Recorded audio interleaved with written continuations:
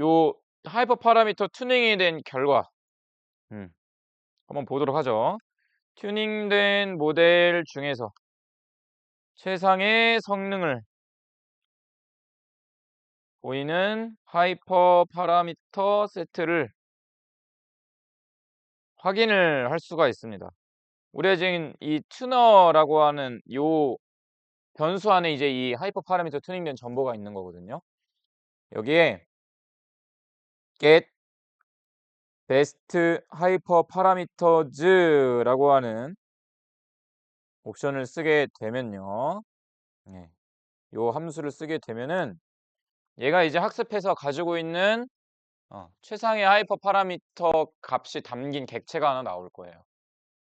이 안에 레이어가 몇 개 있는지, 뭐 활성 함수는 어떻게 세팅됐는지 우리가 그걸 알아야 되겠죠? 그래서 요 안에 지금 이게 보면은 잘 보시면은 리스트 안에 지금 객체가 묶여 있는 겁니다. 거대한 리스트 안에 하나의 객체가 있는 거예요. 그래서 여기에 있는 이 리스트 안의 객체를 빼기 위해서 리스트에 0번째 있는 값, 요 객체, 요 객체를 그대로 요렇게 빼오셔서 얘를 베스트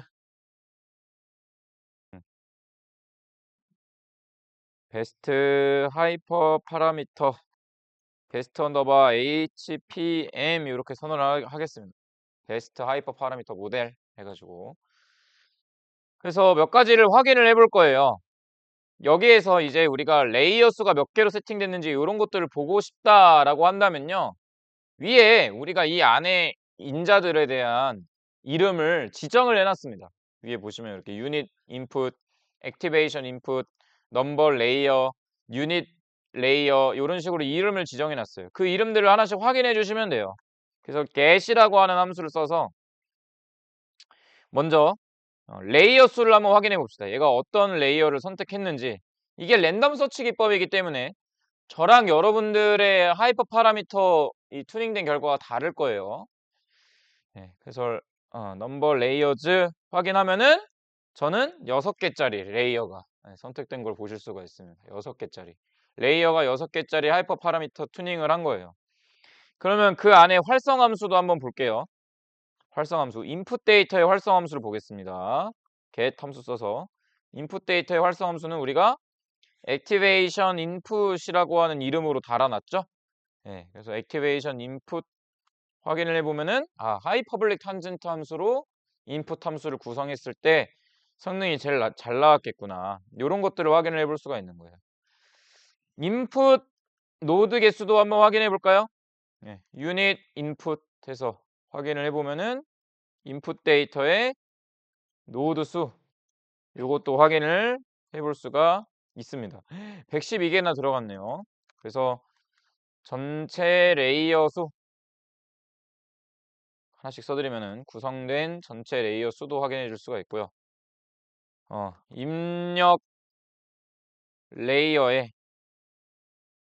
활성 함수, 하이퍼블릭 탄젠트 함수로 활성 함수가 입력이 된 거고요. 입력 레이어의 노드 수도 이렇게 확인을 해볼 수가 있고, 그리고 그 레이어 안에 이제 노드가 몇 개인지 이런 것들을 또 확인해야 되겠죠. 우리 지금 가지고 온 레이어가 총 6개라고 합니다. 그럼 그 6개를 이용해서 각각의 번호가 붙었을 거예요. 이 레이어 번호들이. 그거를 가지고 와서 한번 확인을 해보도록 하겠습니다. 포문을 쓸게요. in range 해서 0에서 6까지 하면은 요 레이어 개수 가져와 줄 수 있죠. 아니면 그냥 얘를 집어넣어 버리세요. 만약에 내가 이 코드를 다음에도 쓸 거야. 다음에 하이퍼 파라미터 또 바뀔 수도 있으니까 이렇게 써버리면은 0에서 6개까지 레이어에 대한 정보를 확인하는 포문을 구성할 건데, 우리가 이 i번째, 그러니까 이 6개 레이어가 있으면 0번째부터 5개의 레이어가 있는 거죠. 0번째 레이어의 노드 수 확인을 하고 싶다. 그러면은 우리가 위에 여기로 요렇게 해놨어요. 유닛 레이어 언더바 어떤 값이 오게, 그쵸? 그러면 여기다가 요렇게 써주시면 됩니다. 베스트 하이퍼 파라미터 모델의 get 함수 써서 유닛 레이어의 i에 해당하는 거. 그쵸? 0번째 레이어, 첫 번째 레이어, 그래서 5개 레이어에 대한 정보가 나올 거고요. i번째 레이어의 활성 함수도 확인해 볼게요. 활성 함수 확인을 해보면은 여기는 우리가 아까 이름을 요렇게 액티브 레이어 언더바 i 값이 오게끔 요렇게 작성을 해놨습니다.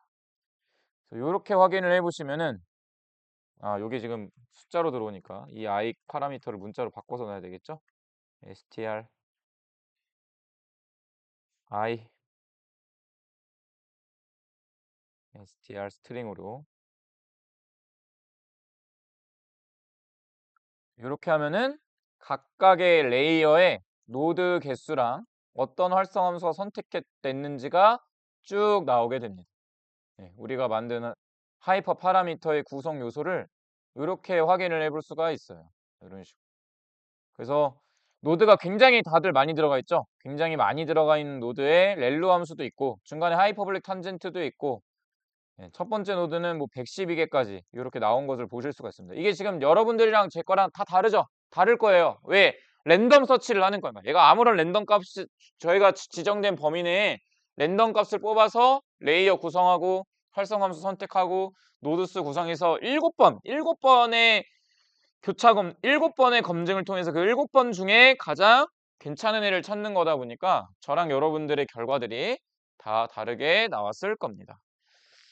그리고 이제 이 모델을 우리가 이렇게 그냥 확인만 하는 게 아니라 사용을 해야 되겠죠? 사용을 해야 됩니다. 이걸 가져가서 이제 우리가 쓰고 싶은 거예요. 그럼 여기다가 이렇게 한번 입력을 해줄게요. 최적의 하이퍼 파라미터를 도출한 모델을 우리가 한번 가지고 와서 사용을 해보자. 적용을 해보자. 함수를 이용해서 우리가 만든 하이퍼 파라미터의 최종 모델을 가지고 올 수가 있습니다. 튜너라고 하는 변수에다가 우리가 하이퍼 파라미터 튜닝을 했는데 여기 안에 하이퍼 모델이라고 하는 함수에 있는 모듈에 있는 빌드라고 하는 함수를 가지고 와서 여기서 우리가 이 가지고 왔던 베스트 하이퍼 파라미터 모델 있죠?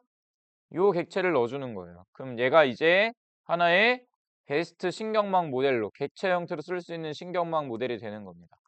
베스트 모델 요렇게. 그럼 이 베스트 모델 안에 우리가 예측값을 넣으면 예측값이 계산돼서 나오는 거고요. 뭐 학습 데이터 넣으면은 그런 것들이 다 계산돼서 나오는 거고 이거를 이제 만약에 내가 더 훈련을 하고 싶어 하면은 바로 이 자리에서 피팅을 해버리시면 돼요. fit x train.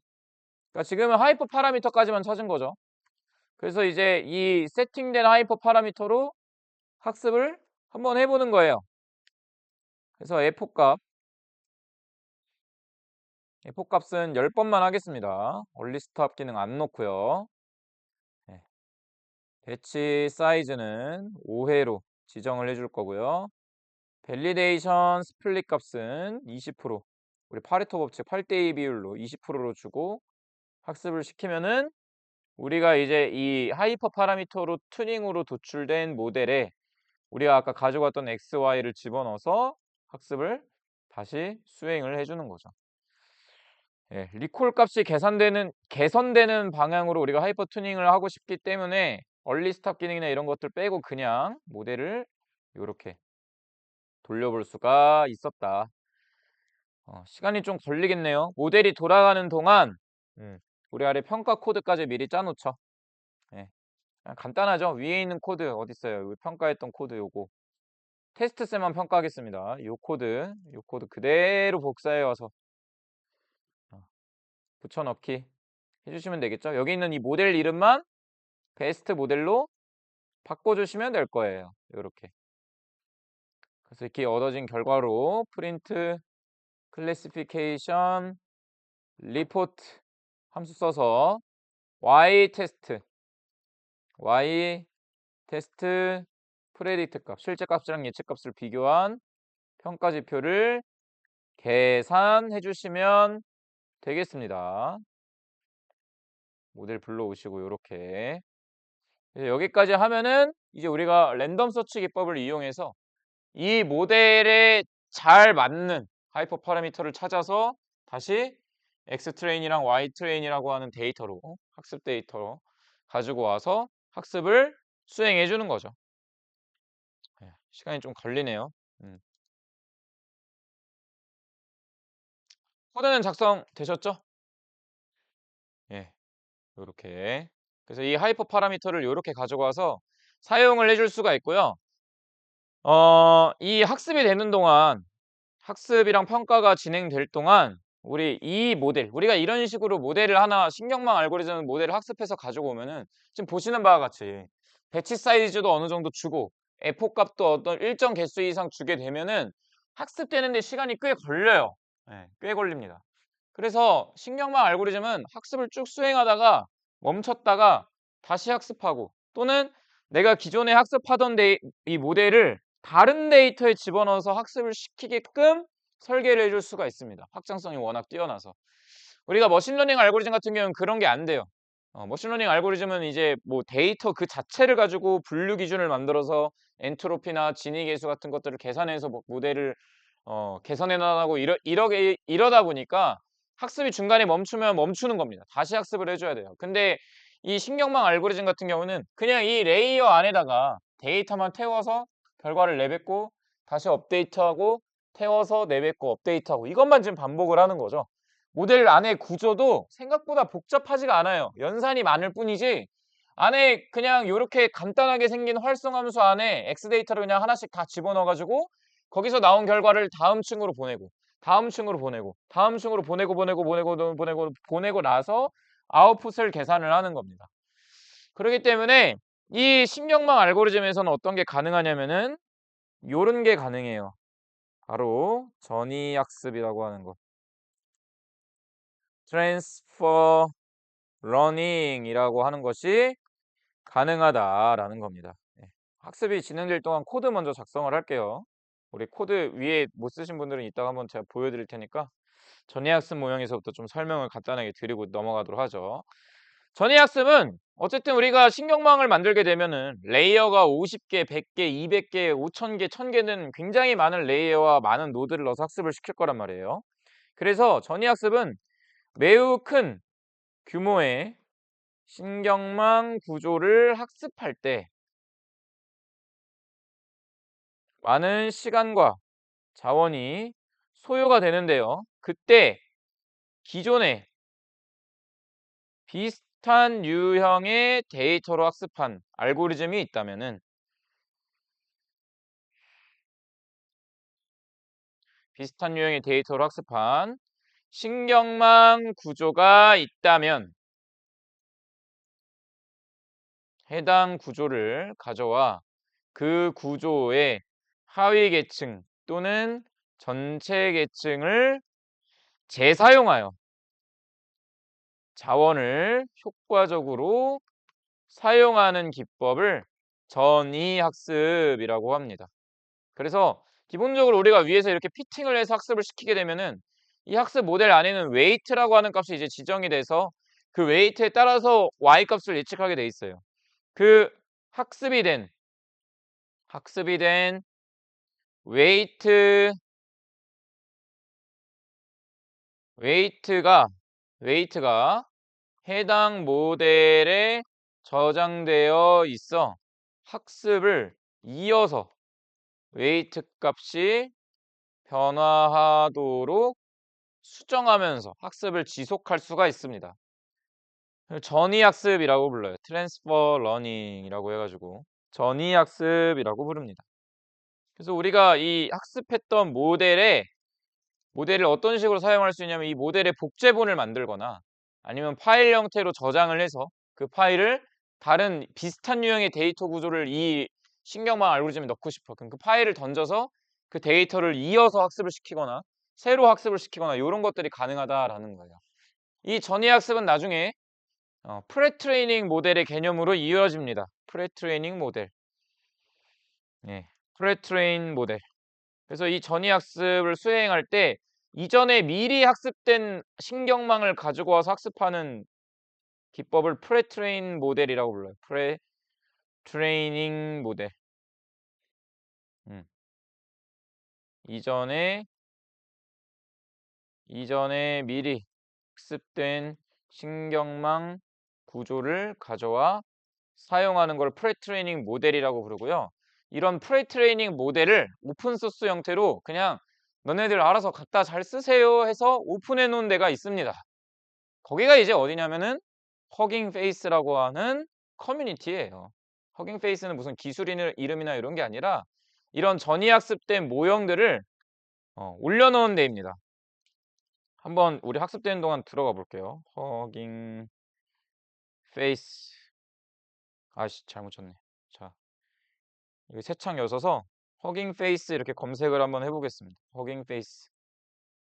허깅 페이스라고 검색을 하면은 여기 보시면 맨 처음에 나오는 이 얼굴 이 무슨 노란색 젤리같이 생긴 얼굴 하나 나오고 허깅 페이스 더 AI 커뮤니티 빌딩 더 퓨처 이렇게 나오죠? 예. 그래서 여기에 이제 들어가 보시면은 이 허깅 페이스 요 사이트 안에 다양한 유형의 대규모 데이터로 학습이 된 모델들이 올라와 있어요. 여러분들도 올리실 수가 있고요. 예. 그래서 여기 확대해 보시면은 분야별로 이 모델 한번 눌러볼까요? 모델 눌러보면은 여기 뭐 이미지 투 텍스트, 이미지를 텍스트로 변환하는 사전에 학습된 알고리즘들이 있고요. Virtual Question Answering 이게 뭐예요? 이 Q&A죠, Q&A. 이 문자 같은 것들, 문자나 이미지가 결합된 거 이렇게 되어 있고 컴퓨터 비전 쪽도 있어요. Depth Estimation, 이미지 클래시피케이션, 이미지 세그먼테이션, 텍스트 투 이미지, 이미지 투 텍스트, 그러니까 글자를 이미지로 바꾸는 거, 이미지를 글자로 바꾸는 거, 이미지를 이미지로 바꾸는 거, 여기에 미리 학습된 이런 모델들이 다양하게 있습니다. 그래서 만약에 여러분들이 이제 우리가 이거 쓰는 것도 뭐 금요일날 시간이 되면 한번 해볼 텐데 만약에 내가 비슷한 유형의 이 데이터 내가 가지고 있는 이 설비 관련된 데이터는 좀 비슷한 유형의 이미지로 학습이 된 신경망 알고리즘을 찾고 싶어. 그리고 그걸로 뭐 세그멘테이션이나 분류 같은 걸 하고 싶어. 하면 들어가서 여기 검색을 해서 필터 바이 네임이라고 돼 있죠. 검색을 해서 찾아보거나 확인을 해보시면요. 어떤 데이터로 이 전이학습 모델이 구성이 됐는지가 나와요. 프레트레이닝 모델이 만들어졌는지. 그래서 여기는 비전 트랜스포머 제가 아무거나 눌렀어요. 프레트레이닝 이미지넷 21K 그러니까 14만 개인가요? 14만 140만 개인가 이렇게 되면은 예. 하여튼 요 엄청난 양의 데이터들을 학습한 사전 모델입니다 하고 이렇게 나오죠. 이 모델 자체를 그냥 다운로드해서 사용을 하시면 됩니다. 사용하는 방법은 제가 금요일 날에 아예 간단하게 좀 이 설명을 해 드릴게요. 이렇게 사이트에 직접 들어가서 허깅 페이스 모델을 다운로드 받을 수도 있고요. 주피터 노트북에 허깅 페이스에 접속을 해서 가지고 올 수도 있어요. 예. 그래서 저희는 접속을 해서 가져오는 방법으로 한번 이 금요일 날 한번 간단하게 실습을 해볼 거고 어쨌든 학습이 거의 다 됐네. 그러면 이제 우리가 여기서 나온 이 모델을 저런 허깅 페이스 같은 데에다가 이제 올리거나 또는 받아서 쓸 수 있게끔 또 만들어야 되겠죠. 그쵸? 자, 그래서 이런 전이학습 모델 쓸 때 그냥 기본적으로 우리가 만든 모델을 일단 간단하게 그냥 파일 형태로 저장할 수가 있습니다. 그냥 세이브 함수 써주면 저장이 돼요. 저장이 되는데 저장하실 때에는 확장자 형식을 model.h5라고 하는 이름의 확장자 형태로 저장을 하면은 얘가 이제 이 신경망 알고리즘의 정보를 가지고 모델이 저장이 됩니다.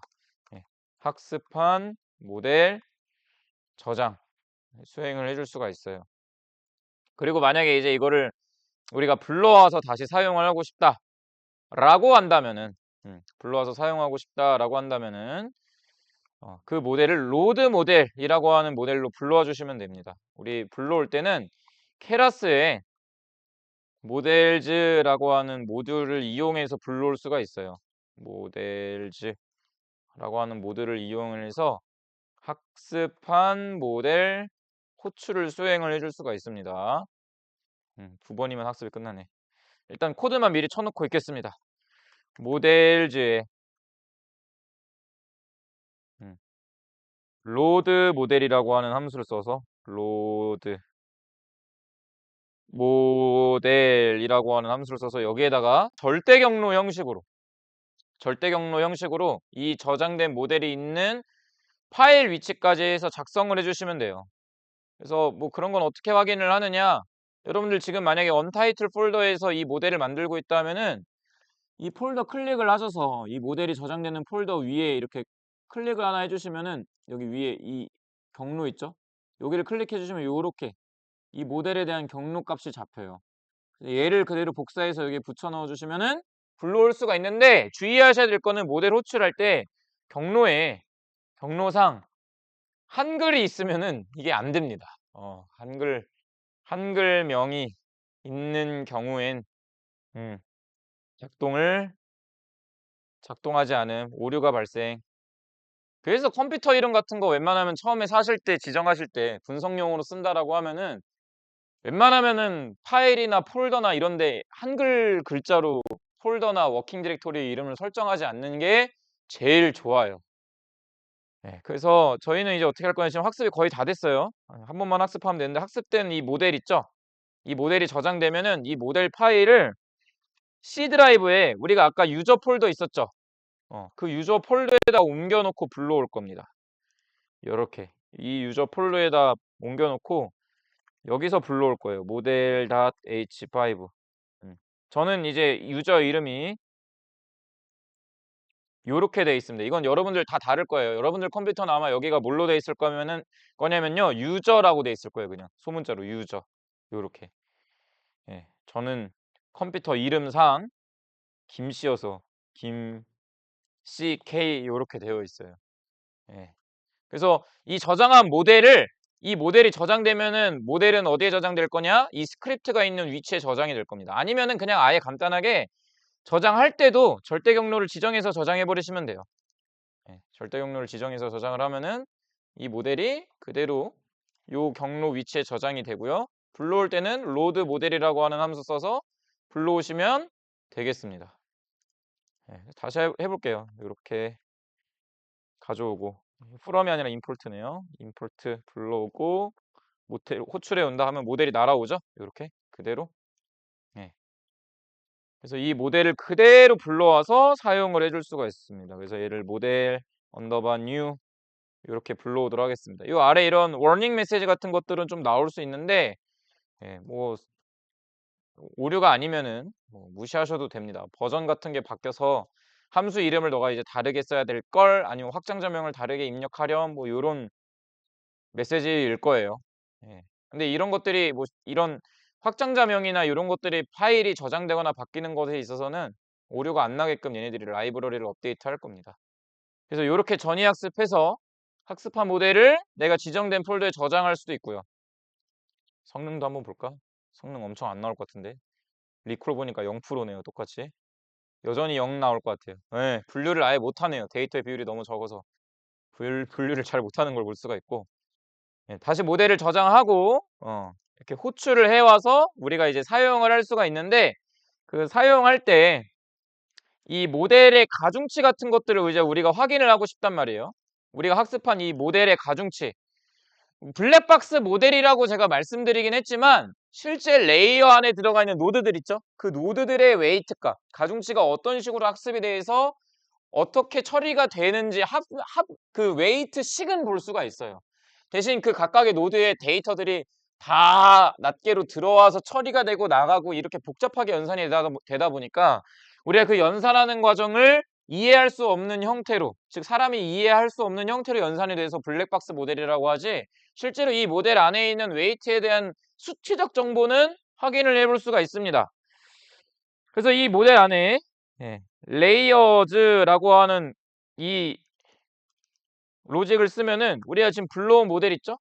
불러온 모델의 레이어 정보를 확인해 줄 수가 있고요. 그래서 우리가 아까 얘기한 대로 우린 랜덤 서치 기법에서 만든 여러분들이 좀 다르겠죠? 각각 다를 텐데 저는 6개짜리 6층짜리 모델이 이렇게 나와 있고 여기에 입력층 0번째 층에 있는 레이어만 하나 뽑아 보겠습니다. 요렇게. 그럼 0번째 층에 있는 레이어만 이렇게 뽑아올 수가 있어요. 0번째 층에 있는 레이어. 가장 첫 번째 인풋 값이 들어가는 레이어만 이렇게 뽑아올 수가 있고 만약에 이 레이어에 있는 웨이트 정보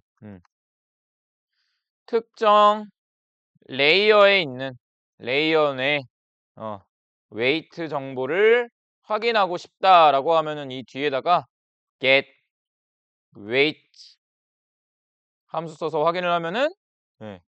요런 뭐 엄청난 뭉텅이의 숫자 값들을 확인을 하실 수가 있습니다. 이게 노드에서 계산되는 웨이트 값들이에요. x가 들어왔을 때. 네. 그래서 요런 식으로 이 모델들을 우리가 그냥 맨 땅에 다 삽을 한 삽 한 삽 떠 가지고 물론 건물을 멋있게 지을 수 있겠죠. 하지만 이제는 조립식이다. 우리가 사용하고 있는 챗GPT 뭐 뭐 자율주행에 들어가는 뭐 그 안에 있는 무슨 뭐 AI 분류 모델, 세그멘테이션 모델 이런 것들이 다 이미 다른 사람들이 다 학습해 놓은 그런 이 기본 프레트레이닝 모델을 가지고 와서 거기에 있는 웨이트 정보를 보고 이거를 우리 데이터셋에 맞게 더 업데이트를 하다든지. 만약에 여기서 내가 더 이 모델의 웨이트를 업데이트하고 싶으면 어떻게 해 주면 돼요? 그냥 이 모델을 어떻게 컴파일할 건지만 결정을 하시고 어떻게 컴파일할 건지만 결정을 하시고 학습을 해 주시면 돼요. 아니면 내가 그냥 학습을 해 버리겠다라고 하면은 여기에다가 바로 어 피팅해서 학습을 수행을 해 주면 됩니다. 근데 아마 컴파일 전략을 세워야 될 거예요. 그래서 컴파일 함수 똑같이 적용을 해서 한번 쭉 써 볼게요. 로스 펑션도 지정을 해 주고요. 크로스 엔트로피 지정을 해 주고 뭐 계산되고 싶은 값도 리콜 값으로 지정을 해서 지정을 해서 요거를 어떻게 해 주면 돼요? 만약에 내가 새로운 데이터로 XY를 구성했어. 그럼 그 데이터를 똑같이 집어넣어 버리시면 됩니다. 대신 인풋 쉐입이나 요런 것들이 명확하게 명시가 돼 있어야 되겠죠. 그쵸? 그 구조가 똑같아야 되겠죠. 들어가는 데이터는 똑같아야 돼요. 그래서 이 들어가는 인풋을 어떻게 우리가 구성할 거냐 이 레이어에다가 앞에 추가적으로 새로운 레이어를 붙일 수도 있고요. 뺄 수도 있고 변경할 수도 있어요. 실제로. 뭐 그런 작업들은 이제 저희가 또 실습을 해보면서 하나씩 해보면 될 것 같고 여기 우리 아까 했던 대로 20%의 비율로 이번 F곡을 3만 주겠습니다. 세 개만. 그래서 학습을 하면은 어디가 우리야? 여기가 오타네요. 메이트릭이 요 스펠링이 아니죠?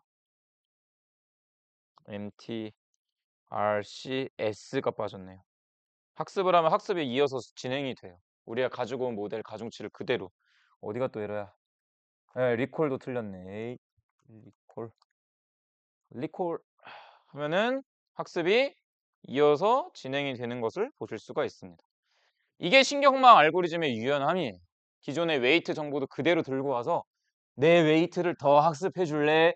해가지고 데이터 또 가져와서 붙여서 학습하고 그리고 또 모델 하나 만들고 또 새로운 데이터 붙여서 학습하고 이런 식으로 신경망 알고리즘을 계속 갱신할 수가 있습니다. 그래서 머신러닝이랑은 다르게 머신러닝은 어때요? 내가 주기적으로 이 모델에 대한 성능을 다시 봐야 된다라고 하면은 처음부터 다시 학습해야 돼요. 그냥 아예 처음부터 다시 학습을 해서 규칙을 찾아야 되는데 얘는 어떤 걸 할 수 있느냐? 얘는 스트림 캐스팅 기능이 가능한 거예요. 실시간으로 데이터가 들어와요. 그러면은 실시간으로 이어서 계속 학습을 시켜줄 수가 있어요. 계속. 네. 이게 이제 인공지능 개념과 굉장히 유사한 원리죠. 데이터를 계속 받아들이면서 이 데이터는 이번에 새로운 데이터 내가 모르는 데이터인데 틀렸네? 그럼 그걸 또 학습하는 거예요. 바로. 네. 요런 식으로 학습을 시켜줄 수가 있습니다. 그래서 이 뉴럴 네트워크 알고리즘을 특히 AI 모델들 있죠. 서비스로 연결시킬 수 있는 AI 모델들을 많이 사용하는 이유가 요런 점 때문에 그래요. 데이터가 어느 정도 변동성이 없고 패턴도 일정하고 이것도 비즈니스 도메인으로 판단을 하셔야 되겠죠. 우리 데이터는 새로운 데이터가 계속 들어온다 하더라도 그 패턴이 일정하고 바뀌는 게 별로 없어. 외부적인 변동에 대한 어떤 이런 컨트롤도 하지 않아도 돼. 하면은 그냥 주기적으로 머신러닝 모델이 다시 학습해서 만들어지게끔 해주면 돼요. 근데 우린 데이터가 너무 많이 들어와. 그리고 그 데이터의 변동성도 커. 트렌드도 우리가 걷잡을 수 없어. 우리가 좀 파악하기가 어려워. 라고 한다면은 우리가 주기적으로 새로 들어온 데이터에 지금 우리가 사용하고 있는 신경망을 클론 형태로 지금 웨이트가 가지고 있는 걸 그대로 따와 가지고 학습을 이어서 수행을 해줄 수가 있는 겁니다. 그러면 이제 뭐 3일 단위, 일주일 단위, 뭐 한 달 단위로 계속 10만 개를 내가 학습을 했어요. 거기에 대한 웨이트 정보를 가지고 있어. 그러니까 일주일 있다 보니까 한 2만 개가 더 들어왔어. 그럼 추가적으로 이 웨이트에 이어서 학습이 되는 거예요. 이 웨이트에 이어서. 요런 게 가능하다. 그래서 이 전이학습이라고 하는 개념 때문에 신경망 알고리즘이 널리 사용되고 있다라고 보시면 되겠습니다. 예. 그래서 요렇게 이제 이 신경망 알고리즘을 좀 여러분들이 다양하게 활용을 해 보실 수가 있을 거고요. 또 요 모델의 이제 세부 구조 같은 것들을 내가 한번 보고 싶어 하면은 썸머리 함수 쓰면은 이제 이 신경망 레이어가 어떤 식으로 구성되어 있는지 뭐 세부 구조라기보다는 그냥 그림으로 이쁘게 표현을 할 수가 있습니다. 그래서 현재 학습된 신경망 구조의 모습, 신경망 구조의 세부 사항 확인을 해볼 수가 있고요. 그래서 이제 요렇게 해서 우리가 학습을 전이학습이나 프레트레이닝 모델을 이용해서 학습을 수행하게 되는데, 그럼에도 좀 달리기를 빠르게 하고 싶었던 거예요. 처음에 이 옵티마이저라고 하는 컴파일 방식이 있죠. 이 방식 최적화라고 했었죠. 오차의 항, 즉 로스 펑션의 오차가 가장 줄어드는 형태로 최적화를 한다라고 했었었는데, 그 최적화를 제가 처음에 회귀 분석 설명할 때 말씀드렸던 우리 최소 제곱법을 이용해서 초기에는 저 옵티마이저를 사용을 했었습니다. 최소 제곱법. 초기에는 그레디언트 디센트라고 했었죠. 경사강법, 그레디언트 디센트, 최소 제곱법과 경사강법이 결합된 형태로 최적화를 수행을 해줬었어요. 근데 얘가 어쨌든 각각의 포인트 지점에서 기울기를 찾아 내려가면서 최적화를 수행하다 보니까, 그러니까 이 내용의 골자는 이거였죠. 실제값과 예측값의 제곱의 차이가 가장 줄어들게끔, 에러가 가장 줄어들게끔, 이걸 이제 우리가 신경망에서 로스 펑션이라고 부르는 거죠. 이 함수를 로스 펑션이라고 부르는 거죠. 얘가 가장 줄어들게끔 이 y hat ax 플러스 b의 이 a와 b가 가장 낮아지는 지점을 찾으려고 어떻게 한 거예요? 이게 2차식이니까 이 기울기의 밑면, 즉 기울기가 가장 평평해지는 최소점을 찾아가지고 미분을 수행해 나가면서 쭈쭈쭈 학습되는 지점을 찾았죠. 예. 이런 방식으로 처음엔 이제 이 웨이트를 업데이트를 해주다가 이게 이제 너무 오래 걸리는 거예요. 데이터를 물론 확률적 경사관법이라 해서 여기서 랜덤하게 데이터셋만 뽑아서 막 이 경사를 하강해 보기도 하고 막 여러저러 방식을 썼었는데, 그게 오래 걸리다 보니까 우리가 쓰는 이 최적화 기법도 좀 다양하고 빠른 최적화 기법들을 사용해 보자라는 아이디어를 내게 됩니다. 그래서 우리가 이제 이 신경망 베이스 기본적인 컨셉에서 마지막으로 알아볼 거는 바로 고속 옵티마이저예요. 고속 옵티마이저, 고속 최적화 기법. 그래서 엑셀레이티드 옵티마이저 뭐 이렇게 얘기를 하는데, 기본적으로 신경망 알고리즘의 핵심은 데이터에 맞는 적절한 웨이트를 찾는 것이에요. 근데 이 웨이트를 찾는 게 그냥 단순히 수학적 현상 ax 플러스 b라고 하는 항만 넣어도 데이터도 많고 레이어도 많고 노드도 많아지게 되면은 시간이 무진장 오래 걸리게 됩니다. 특히 거대한 신경망의 경우, 굉장히 큰 대규모 신경망, 매우 거대한 신경망의 경우, 매우 큰 양의 인풋이 있는 경우, 매우 거대한 신경망 또는 매우 큰 데이터, 매우 큰 인풋, 즉 매우 큰 데이터들이 있는 경우에는 이 웨이트를 업데이트하는 데 시간이 너무나 오래 걸리는 거예요. 그래서 이 웨이트를 업데이트하는 방식을 바꿔서 웨이트를 업데이트하는 방식을 변화하여 빠르고 정확하게 학습을 수행하는 여러 가지 최적화 기법들을 만들게 됩니다. 그 중에 하나가 우리가 썼던 요런 거예요. 어댑티브 모멘텀 모델. 이게 이 고속 옵티마이저 기법에서 나온 애 중에 하나예요. 얘랑 아까 우리 그레디언트 클림핑 쓸 때 썼던 RMS 프루프라고 하는 뭐 함수 같은 거 있었죠. 루트 민 스퀘어 프로파제이션이라고 제가 아까 살짝 언급하고 넘어갔던 거. 다 최적화 기법인데, 이 웨이트를 어떤 식으로 업데이트를 해야 자원도 조금 아끼면서 빠르게 학습할 수 있을까?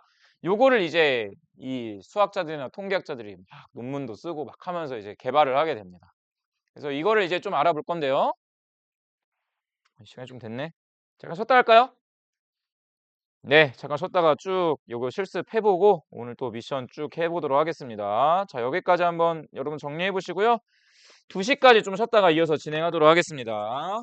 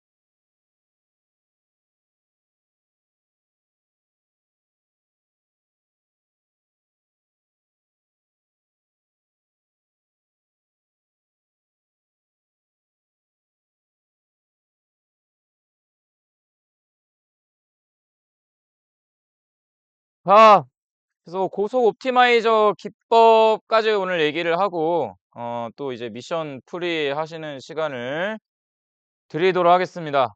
미션을 좀 미리 설명드리면은 제가 그 점심 먹고 나서 이제 문제를 좀 바꾸거나 추가를 해서 6문제를 냈고요. 음. 머신러닝이랑 딥러닝을 같이 쓰는 문제가 하나 있어서, 예.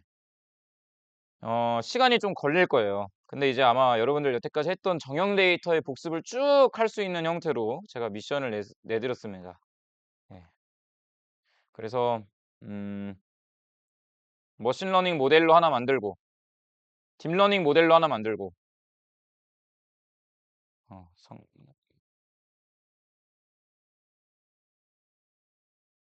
예. 요렇게 해서 풀어내는 문제가 하나가 있고, 또 시계열 만드는 문제가 하나 있어요. 예, 모델링을 열심히 이제 또 연습해보는 문제들 위주로 예, 내드렸기 때문에 시간이 좀 필요할 거예요. 그래서 옵티마이저 기법만 쭉 한번 해보고 시간을 드릴 테니까 한번 풀어보시면 되겠고, 내일부터는 이제 이미지, 예, 이미지는 미리 올려드릴게요. 저희 와이파이 환경이 좋지 않으니까 요것만 제가 한 2-30분 더 떠들고, 파일은 미리 올려두니까 미리 받으시고, 어제 얘기했던 차량의 윈드실드 데이터를 기반으로 이제 이미지 처리를 해서 분류하는 모델을 만들어 볼 겁니다. 그리고 그 알고리즘을 더 업그레이드된 버전으로 이제 우리가 어떤 식으로 사용할 건지에 대한 것도 내일 이제 CNN 알고리즘, 그리고 CNN 뒤에 있는 여러 가지 이미지 처리, 컴퓨터 비전 관련된 알고리즘 소개시켜 드릴 거고요. 그리고 이제 금요일에는, 예, 뭐 거기에 응용편, 뭐 허깅 페이스에서 가져와서 쓴다든지, 뭐 이 컴퓨터 비전이 뭐 저희가 실습을 다양하게 해보면 좋긴 한데, 이게 컴퓨터 세팅이 좀 시간이 꽤 걸려요. VCV나 이런 것도 설치를 해야 되고, 저기 뭐지, 그래픽 가속기 같은 것도 활용을 해야 되고 막 이래야 되다 보니까, 그거는 이제 목요일 날 한번 저희가 작업을 한번 해보고, 그 다음에 이제 금요일 날 허깅 페이스에서 모델 가져와서 쓰는 거를 이미지로 할지, 아니면은 그냥 요것도 있거든요. 아주 간단하게 챗봇 관련한 데이터 가져와서 자연어 처리 시킨 다음에 허깅 페이스에 있는 대규모 언어 처리 모델 가져와 가지고 그냥 학습시키는 방법도 있는데, 예, 그거는 이제 저희가 보고 한번 진행을 하겠습니다. 뭐 안 한 거는 안 한 거대로 제가 노션에 다 올려드릴 거예요. 그래서 차근히 읽어가시면은 충분히 이해되게끔 제가 자세하게 써서 노션에 올려드릴 테니까 한번 보시면 되겠고요. 요것만 한번 리뷰하고, 예, 오늘 복습 겸 연습 한번 해보도록 하죠. 그래서 고속 최적화 기법, 초기에는 어쨌든 우리가 경사강법이라고 하는 그레디언트 디센트 기법을 이용해서 그레디언트 디센트 알고리즘을 이용해서 오차가 최소가 되는 방향으로 음, 학습을, 예, 반복적으로 수행하며 웨이트를 업데이트 했었습니다. 근데 요게 생각보다 느려요. 모든 데이터에 대해서 다 웨이트를 찾아가지고 오차가 줄어드는 값을 계산한 다음에 거기에 맞게끔 내가 지정된 방향과 크기에 따라서 업데이트를 하다 보니까 요게 좀 시간이 걸리는 거예요. 그래서 여기에다가 어떤 걸 추가하냐면은 모멘텀 옵티마이저라고 하는 기법을 추가하게 됩니다. 모멘텀 옵티마이저, 옵티마이저라고 해서 모멘텀 최적화라고 불러요. 모멘텀 최적화.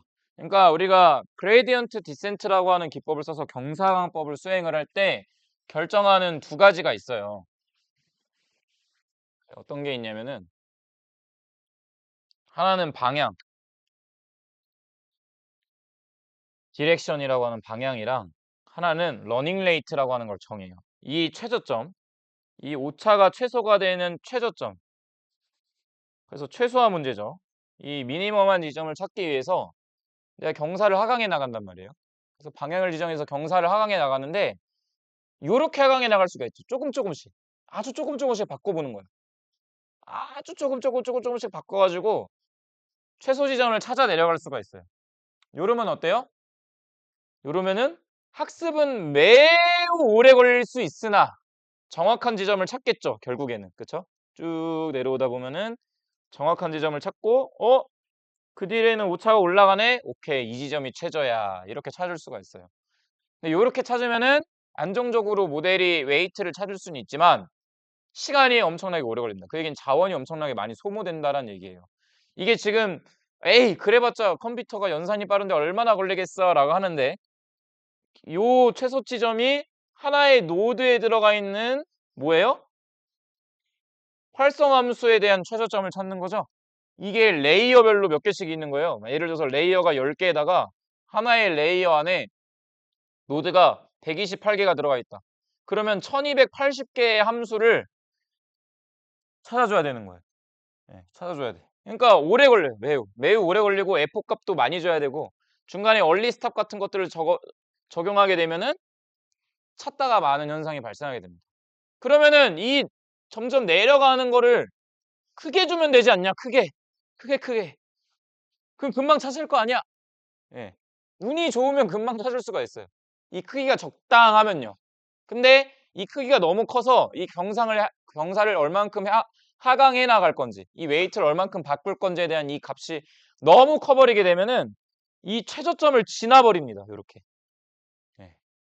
이 크기 얼만큼 내가 이 웨이트를 업데이트해 줄 거냐라고 하는 크기를 그레디언트 디센트에서는 러닝 레이트라고 불러요. 러닝 레이트. 학습률이라고 부릅니다. 이 학습률을 내가 얼만큼 잡아줘야 최저 지점을 지나치지 않고 적절한 속도에 그러니까 적절한 자원을 활용하면서 최소 지점을 찾을 수 있느냐. 이게 이제 처음에 문제였어요. 근데 이제 여기서 아이디어를 낸 거죠. 야, 이렇게 정해진 러닝 레이트, 정해진 크기로 내려가면은 이 적당한 크기를 우리가 찾기 전까지는 시간이 무진장 걸리거나 아니면 그 최소 지점을 지나버리는 현상이 발생하니까 이 크기를 가변적으로 바꾸면 어때? 라고 아이디어를 낸 거예요. 가변적으로. 그러니까 어떤 거예요? 엑셀을 밟는 거예요. 가속도를 내는 거죠.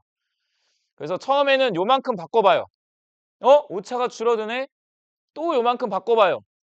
오차가 잘 줄어드네? 하면은 엑셀을 밟는 거예요. 이만큼 한번 바꿔보자. 줄어드네? 더 바꿔! 하면서 이렇게. 가속하면서 이 경사를 하강해 날아가는 거예요.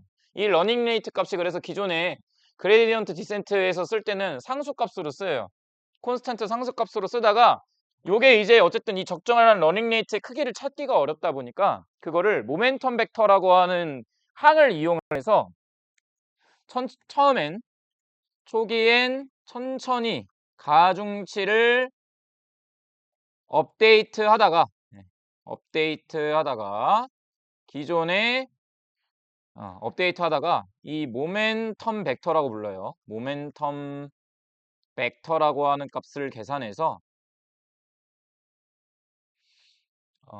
이 러닝 레이트의 크기를 변경합니다. 러닝 레이트의 크기를 변화시켜 학습을 수행합니다.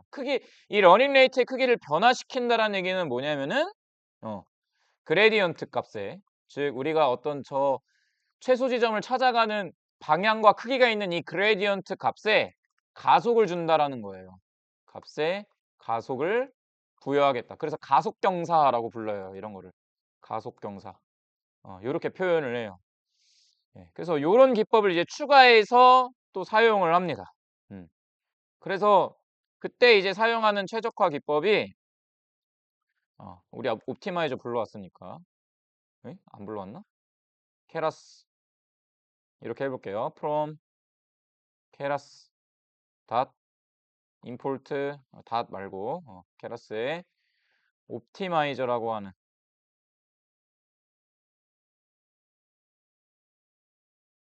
옵티마이저스라고 하는 이거 오타였네. 케라스의 옵티마이저스라고 하는 모듈 안에 여러 가지 이제 경사광법 알고리즘들이 있어요. 거기에 이제 SGD라고 해서 스토캐스틱 그레디언트 디센트의 약자. 확률적 경사광법이라고 하는 기법을 초기에 썼었거든요. 확률적 경사 하강법. 확률적 경사강법은 말 그대로 경사강을 하긴 하는데 데이터를 랜덤하게 뽑아서 랜덤 샘플링을 해서 데이터를 모두 다 뽑아서 하면은 시간이 너무 오래 걸리니까 데이터를 확률적으로 랜덤하게 추출하여 경사하강을 수행을 했었습니다. 그래서 여기에는 이제 이런 러닝 레이트라고 하는 인자들을 우리가 이렇게 세팅을 해서 학습을 수행을 했었어요. 근데 여기에다가 우리가 이제 뭘 넣겠다라는 거예요? 예, 모멘텀이라고 하는 값을 집어넣어서 처음엔 0.01의 러닝 레이트로 시작을 했다가 가속을 슬금슬금 주는 거예요.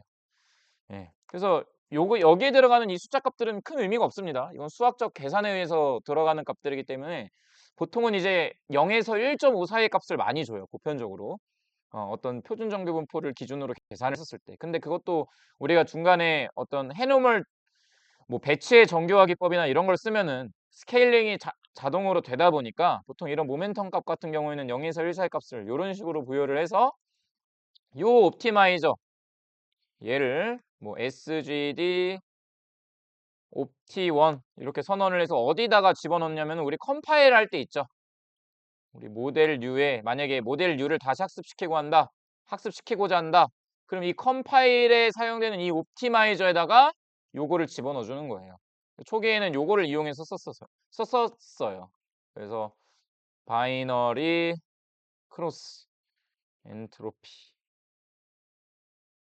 이용을 해서 요렇게 해서 학습이 수행이 됐었습니다. 그래서 이걸 모멘텀 최적화 기법이라고 표현을 해요. 가속 경사 기법이라고 얘기를 하기도 하고. 예. 그러다가 이것보다 좀 더 빠르게 해 볼까? 더 빠르게 해 보자. 더 빠르게 하자. 여기에다가 이 가속도도 이제 일정 값으로 이렇게 늘릴 수가 있잖아요. 이 가속도도 우리가 좀 가변적으로 조절을 해 보자라고 해 가지고 이 모멘텀 항에다가 새로운 항을 추가해서 또 이 경사를 하강하면서 계산을 하게 됩니다. 그거를 이제 네스테로프 가속 경사라고 불러요. 네스테로프 accelerated gradient라고 표현을 합니다. 그래서 얘는 어떤 식으로 작동하냐면은 현재의 그레디언트 값 있죠? 러닝 레이트의 크기와 방향을 가진 이 그레디언트 값과 이전 에폭, 이전 학습의 이전 단계의 그레디언트 값에 모멘텀을 조합하여 더욱 빠르게 계산이 될 수 있는 항을 추가해 줬습니다. 그래서 간단하게 직관적으로 그냥 이해를 하면은 모멘텀 최적화 기법 있죠? 우리가 방금 했었던 요 최적화 기법에 추가 항을 가중치 항을 더 더한 거예요. 가중치를 더하여 빠르게 학습을 수행을 해준 겁니다. 그래서 이거는 뭐 학습까지는 저희가 진행을 하지는 않을게요. 결과는 어쨌든 속도의 차이가 있지 이 경사강법에서의 차이점이라고 하면은 더 빠르게 최저점을 찾아가는 것에 있지 성능이 개선되고 이러지는 않습니다. 성능은 에폭스가 충분히 많다면은 같은 결과가 나올 거예요. 근데 에폭스가 적으면 물론 좀 달라질 수 있겠죠. 왜냐면은 예를 들어서 에폭을 10번밖에 안 하는데 그냥 러닝 레이트를 일정하게 줬어. 하나, 둘, 셋, 넷, 다, 일곱, 여덟, 아홉, 열 여기서 끝나는 거랑 가속을 줘서 하나, 둘, 셋, 넷 해서 끝나는 거랑 다르겠죠. 예. F폭수가 적으면은 당연히 고속경사 기법이 훨씬 최저점을 찾을 수가 있을 겁니다. 근데 F폭수가 우리가 학습을 수행할 때 얼리 스탑 기능 같은 것들을 넣는다 하더라도 보통은 F폭수를 20회 이상 아주 낮게 잡아야 20회고요. 50회, 100회, 기본적으로 100회, 200회는 무조건 줘요. 그러면은 그때는 속도의 차이가 날 뿐이지 뭐 성능의 차이가 극단적으로 나고 이러지는 않습니다. 그래서 코드만 제가 작성하고 넘어가 볼 거예요. 여기는 여기 네스트루프라고 하는 인자가 있어요. 이것도 만들어 놨어. 프로그래머들이. 여기다가 트루 값을 집어넣어 주면은 네스테루프 가속 경사를 수행을 하면서 확률적으로 최적의 최저 지점을 찾아가게 됩니다. 그래서 요것도 사실 초기형이에요. 초반에 이제 요런 형태로 학습을 많이 수행을 했었다가 멀티플 레이어들이 막 있었을 CNN이랑 RNN 알고리즘이 대세를 치던 시절에는 요런 것들을 많이 썼다가 이제 여기에 좀 한 단계 더 나가서 우리가 엊그제 이거 썼었을 거예요. 아까 썼죠. 그레디언트 경사깎기 쓸 때, 클림핑 쓸 때 RMS 프로프라고 하는 기법을 또 개발해서 사용하게 됩니다. 여기에서 이 RMS는 루트 민 스퀘어의 약자예요. 루트 민 스퀘어 뭐죠? 평균 제곱 오차 그거죠. 루트 스퀘어, 민 스퀘어의 루트 값 취한 거. 거기 뒤에다가 프로파제이션이라고 하는 이름을 붙여서 RMS PROP 이렇게 줄여서 RMS 프로프라고 이제 표현을 하고 루트 민 스퀘어 프로파제이션이라고 하는 이름으로 붙인 최적화 기법이 있습니다. 얘는 이 그레디언트 값을 계산할 때 학습률, 러닝 레이트죠. 러닝 레이트, 학습률의 속도를 시킬 수 있도록 지수함수를 이용하여 그레디언트의 최적점을 따로 계산해서 학습하는 방식을 RMS 프로프, 루트민 스퀘어 프로파제이션이라고 하는 함수로 사용을 할 수가 있었습니다. RMS, PROP 이 요거죠. 옵티마이저라고 하는 옵션에 RMS, PROP라고 하는 요 함수, 요 함수를 활용을 해줄 수가 있고 초기에 러닝 레이트 값을 지정해 줄 수가 있어요. 초기에 러닝 레이트 값을 지정해서 얘를 얼만큼 가속할 건지 바꿀 건지 이런 것들을 이제 로우라고 하는 인자로 계산을 하면서 컨트롤을 해줍니다. 사실 이거는 이 옵티마이저 함수 말고 우리가 그냥 컴파일할 때도 사실 쓸 수 있긴 있어요. 이런 것들이 너무 디폴트 되어 있는 이제는 기본적으로 쓰는 가속 경사 기법이다 보니까 우리가 아까 가져왔던 모델 U에 컴파일을 수행한다라고 했었을 때 여기 옵티마이저에다가 그냥 여기 RMSP 이렇게 쓰면은 그냥 RMSPROP 이렇게 쓰면은 루트민 스퀘어 프로파제이션 고속 경사를 사용하겠구나 라고 명시가 돼서 작동이 되는 겁니다. 따로 이렇게 변수로 선언해 줘도 되지만 보통 이런 변수로 선언해서 쓸 때는 아까처럼 경사 인계값 같은 거를 조절하는 경우 그레디언트 클림핑 같은 걸 쓸 때 클림프 밸류 같은 거 지정해 가지고 그레디언트 값이 0.9 이상 넘지 않게끔 통제하겠다 이런 것들을 같이 쓸 때 이제 이런 함수를 써주는 거지 보통은 이제 이 텐서플로우나 케라스 라이브러리에서는 이렇게 옵티마이저 함수를 그냥 이렇게 지정해서 사용을 하시면 되겠다라는 겁니다. 그리고 이제 뭐 요런 애들이 이제 요 순서대로 발달이 됐어요. 요 순서대로 이제 개발이 돼서 이제 많이 사용이 되다가 가장 최근에 가장 빠르고 쉽게 우리가 경사를 하강할 수 있는 법을 개발해냈다 해서 만든 친구가 바로 이 애담 모델입니다. Adaptive Momentum Estimation이라고 하는 모델이 있어요. 이거는 이제 RMS 프로파제이션 모델과 이 모멘텀항 있죠? 우리 모멘텀 가속 경사 기법, 모멘텀 최적화 기법을 결합하여 학습률을 조절하면서 모멘텀 벡터를 따로 계산하여 각 최적화 함수의 이동평균을 계산합니다. 이동평균 많이 보죠? 이동평균, 무빙 에버리지. 우리 시계열 할 때 했었던 거. 이 이동평균 값을 이용해 웨이트 값을 최적화하는 방식이다라고 보시면 되겠어요.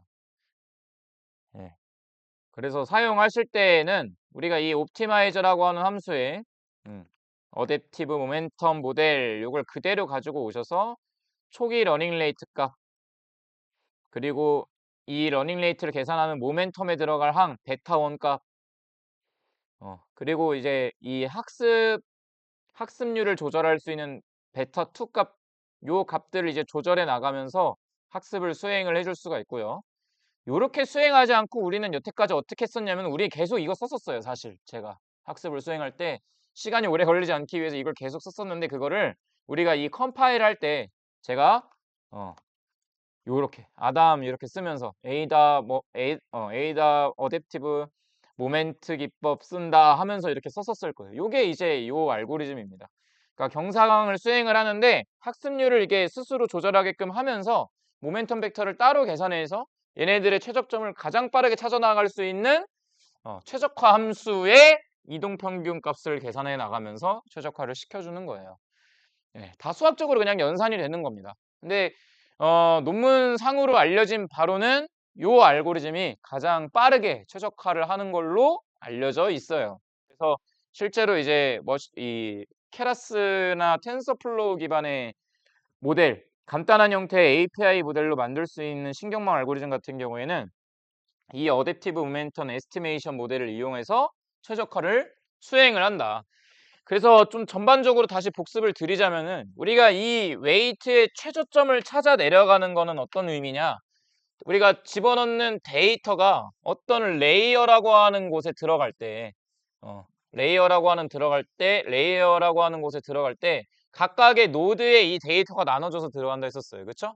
이 노드 안에 있는 활성함수의 웨이트를 이렇게 찾아 내려가는 거예요. 우리가 지금 찾은 기법으로. 어디서부터 찾아 내려가는 거예요? 앞에서부터 찾는 게 아니라 얘네들이 처음에는 이 웨이트를 이 레이어를 막 통과해서 실제 값을 그냥 계산을 해버려요. 웨이트 바꾸는 것 없이. 처음에는 그래서 이 웨이트 값들이 다 랜덤한 값으로 지정이 됩니다. 랜덤 스테이트로 지정이 돼요. 랜덤 값으로. 웨이트가 초기 값에서는 랜덤 값, 아무런 값이나 그냥 집어넣는 거예요. 우리가 썼던 렐로 함수 있죠? 렐로 함수 그냥 아무런 값이라기보다는 렐로 함수 같은 경우에는 이제 이 임계값이 0인 지점을 기준으로 함수를 집어넣는데 그렇게 집어넣어서 일단 y를 계산을 해요. 그리고 그 y와 y 햇의 차이, 즉 실제값과 우리가 계산한 예측값의 차이를 계산해서 이걸 이제 어떤 함수로 계산한다고 했었죠?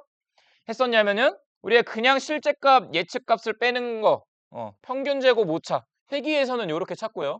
우리가 분류 같은 모델에서는 바이너리 크로스 엔트로피라고 하는 기법을 이용해서 이 실제값과 예측값의 오차를 최소로 만드는 이 로스 펑션의 최적화 알고리즘을 이제 제가 설명드린 이 최적화 기법들로 거꾸로 맨 끝에 나왔던 아웃풋으로부터 거꾸로 앞에 있는 레이어에 있는 노드들의 이 웨이트 바꿔주고 그리고 그 앞에 있는 노드들에 있는 웨이트 값 바꿔주고 다시 돌아와서 데이터를 집어넣는 겁니다. 이게 하나의 에폭이에요. 네. 근데 아까도 말씀드렸다시피 이 신경망 알고리즘이 어쨌든 구성을 하게 되면은 레이어도 굉장히 많고 노드도 엄청나게 많아지다 보니까 거기서 이것도 어떻게 보면 성능이죠. 정확도, 그냥 평가 지표에서의 성능을 높일 때에는 우리가 배치의 정교화라든지 아니면은 뭐 그레디언트 인계값을 잡는다든지 아니면 이제 우리가 RNN 기법 배울 때 배울 뭐 드롭아웃 기법을 쓴다든지 이런 기법들을 쓴다라고 하면은 이쪽에서의 성능은 속도를 빠르게 계산을 하기 위해서 빠른 속도로 많은 에폭을 돌려가면서 최적의 함수를 도출하기 위해 요렇게 옵티마이저 함수들을 사용하는 것을 보실 수 있겠다라는 겁니다. 그래서 여러분들이 이런 이 옵티마이저 기법까지 다양하게 적용을 하셔서 아담 기법 적용해서 이걸 이제 어디다 집어넣으면 돼요? 여기다 그냥 집어넣어 버리면 되죠. 집어넣어서 뭐 한번 다시 학습해 보셔도 되고 근데 제가 뭐 예상컨대 다시 학습한다 하더라도 이 데이터로는 지금 개선이 더 이상은 안 될 거예요. 아까 얘기했듯이 데이터의 비율이 너무나게 크게 차이가 나는 모델인데다가 데이터의 비율이 차이가 너무 크게 나고 두 번째로 여러 가지 우리가 노드를 바꾸거나 아니면 활성함수를 바꾼다 하더라도 이 데이터 같은 경우는 x가 5개밖에 없죠. 네, x가 5개밖에 없기 때문에 그 5개의 x만으로 비율이 차이 나는 true false 값을 차이 나는 신경망 노드와 최적의 활성함수 값을 찾기에는 굉장히 어려움이 있어요. 그래서 차라리 이런 데이터들에 대해서는 어떤 걸 쓰는 게 나을 수가 있어요? 그냥 단순히 머신러닝 모델을 쓰는 게 훨씬 나을 수가 있는 겁니다. 오히려. 그래서 여러분들이 가지고 있는 데이터 상황에 맞게 선택해서 써야 된다라고 제가 계속 말씀을 드리는 게 간혹 이제 제가 어떤 이제 특정 계열에 계신 분석가 분들이랑 이제 얘기를 하다 보면은 뭐 특정이라고 하기는 좀 그렇지만 일부 일부 특히 이 인공지능 서비스에서 자연어 처리 쪽에서 계시는 분들이 이런 얘기 많이 하시는데 "아 이 신경망 알고리즘이 제일 성능 좋죠." 막 이렇게 얘기하시는 분들이 계세요. 근데 자연어는 그럴 수밖에 없어요. 사람의 이 텍스트 같은 것들이 수집하는 기술이 더 발달되고 데이터도 많이 쌓여지고 이러다 보니까 당연히 사람의 그 말의 순서나 의미나 이런 문장의 문맥이나 요런 것들을 파악하기 위해서는 신경망 알고리즘을 이용해야만 문장의 의도도 이해할 수 있고 컴퓨터가 이 문장에 적절한 답변도 골라낼 수 있고 찾아낼 수 있고 말을 만들어낼 때 어떤 단어를 써야 될지 골라낼 수가 있는데 우리가 일반적으로 쓰는 정형 데이터들은 사실 항목들이 이렇게 쭉 정리가 되어 있을 때 그 항목들 간의 시퀀스의 의미가 없는 경우가 있거든요. 그죠? 그러니까 뭐 자연어 같은 경우는 "나는 고양이를 좋아해"와 "고양이는 나를 좋아해"의 문장은 달라요. 근데 여기에서 C90 값이 X 뭐 예를 들어서 공정의 온도값, 공정의 습도값, 온도값이 먼저 왔냐 습도값이 먼저 왔냐 그게 상관이 없는 거죠. 그냥 측정된 데이터 자료로 신경망 알고리즘에 집어넣어서 학습을 수행을 하는 거예요. 이런 경우에는 이 데이터 간의 시퀀스, 서열 같은 것들도 필요 없고 따질 필요도 없고 데이터도 많지도 않고 그리고 이 데이터가 새로 들어온다 친다 하더라도 아무리 많이 들어와 봤자 뭐 1 테라바이트도 안 넘어.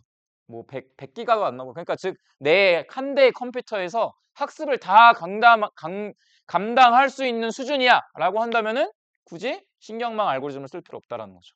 특히 신경망 알고리즘을 쓰게 되면은 우리가 회귀 계수라든지 아니면은 저번에 봤던 그 변수 중요도 같은 거 있죠. 피처 임포턴스가 이런 것들을 쉽게 찾을 수가 없습니다. 예.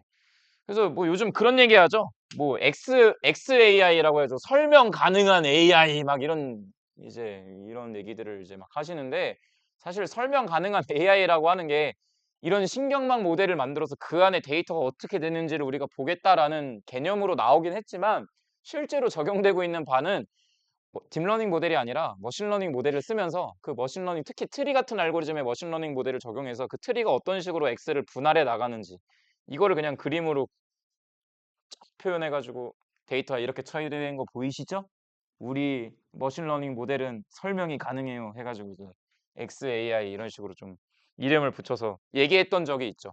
예. 지금은 좀 개념이 달라요. 지금은 이제 뭐 클러스터도 집어넣고 해 가지고 이 모델을 뭐 딥러닝으로 설계를 했다가 세미 슈퍼바이스드 러닝 같은 그런 준지도 학습 같은 것들을 적용해서 모델을 뭐 좀 더 뭐 파악해 보자 막 이런 식의 개념인데 예 어쨌든 그렇습니다. 그러니까 이 정형 데이터를 제가 정리하면서 좀 마치는 말이지만 어쨌든 정형 데이터를 여러분들이 쓰실 때 지금 딱 내가 과제가 주어져서 뭔가 이제 프로젝트를 할 단계에는 정해진 기한이라는 게 있잖아요.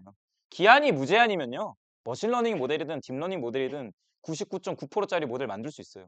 나한테 무한한 시간이 주어지면. 무한한 시간과 무한한 데이터가 주어진다면은 못 만들 게 뭐 있어. 그쵸? 만들 수 있어요. 근데 우리한테는 정해진 시간이라는 게 있죠. 그쵸? 이 프로젝트는 9 월까지야. 1 월까지야. 우리 이 서비스 내년 1월 출시니까 그때까지는 만들어야 해. 막 이런 정해진 기한이 현장에서는 무조건 있단 말이에요. 그럼 그 기한 내에 내가 어떤 식으로 설계해서 결과를 내야 가장 빠르고 정확하게 결과를 낼 수 있는가를 여러분들이 찾아서 선택을 하셔야 된다라는 겁니다. 그래서 저는 좀 그 딥러닝 알고리즘이 모든 걸 다 할 거다라는 거에 살짝 회의적인 관점이 그런 관점이 있는 거예요. 저희가 데이터를 받고 처리를 하다 보면은 물론 지속적으로 데이터가 계속 들어와서 데이터의 벌크가 엄청나게 크고 유지 보수도 데이터가 계속 들어와서 계속 학습도 해야 되고 지속적으로 이 모델이 막 발전될 수 있는 자원도 갖춰져 있고 슈퍼컴퓨터도 20 대씩 있고 구글처럼 막 지하에 가면은 막 태양열로 돌아가는 슈퍼컴퓨터가 몇천 대씩 있어서 이게 계속 학습이 되면서 막 챗GPT처럼 막 말을 그냥 막 사람 말처럼 막 나한테 욕도 하고 막 그런 모델을 만들 수 있다 하면 오케이죠. 근데 우리한테는 그런 자원이 없잖아. 그러면은 우리의 확보된 자원에 맞춰서 모델이나 알고리즘을 선택해서 써야 된다라는 거죠. 제가 쓸데없이 설교를 많이 하긴 했는데 이게 간혹 조금 이제 많이 받는 질문이에요. 프로젝트나 컨설팅을 하다 보면은 아니 제가 이렇게 막 앙상블 이런 거 알면 "아이 그건 알고요. 근데 요즘 딥러닝이 유행이라면서요. 그걸로 해 보면 어떨까요?" 하면서 이제 막 "딥러닝을 무조건 해야 된다."라는 식의 이 피드백 또는 사업 계획서들을 많이 봐요. "딥러닝 우린 딥러닝이야. 너네랑 달라." 하면서 이제 물론 또 다른 관점으로 좀 정책 결정자들의 관점에서는 또 그런 게 센세이션 해볼 수 있으니까 그런 것들이 선택되고 막 그럴 수는 있지만 어쨌든 그런 것들은 여러분들이 허락된 자원이나 예, 여러분들이 소화할 수 있는 벌크에 맞게 사용을 하셔야 된다라는 쓸데없는 잔소리를 좀 드리면서 이 고속 경사 하강까지 요렇게 조금 예, 제가 정리를 좀 하도록 하겠습니다. 그래서 오늘은 2시 반, 3시 반, 4시간 한 2시간 정도 제가 시간을 좀 만들었는데 예, 잠깐 쉬셨다가 진행을 할 건데요. 그냥 설명을 드릴게요. 쉬었다가 뭐 좀 편하게 쉬셨다가 오시면 되니까 우리 이제 다시 우리 노션에 들어가 보시면은 문제는 몇 문제 안 됩니다. 문제는 몇 문제 안 되지만 이제 한 문제가 뭐 30분이 되고 1시간이 되고 그럴 수 있는 예, 문제. 그래서 6문제예요. 문제는 간단해요. 2개의 데이터고요. 요 2데이터도 제가 실제 컨설팅했던 데이터입니다. 유통회사에서 생필품 납품하는 회사에서 컨설팅했던 데이터고요.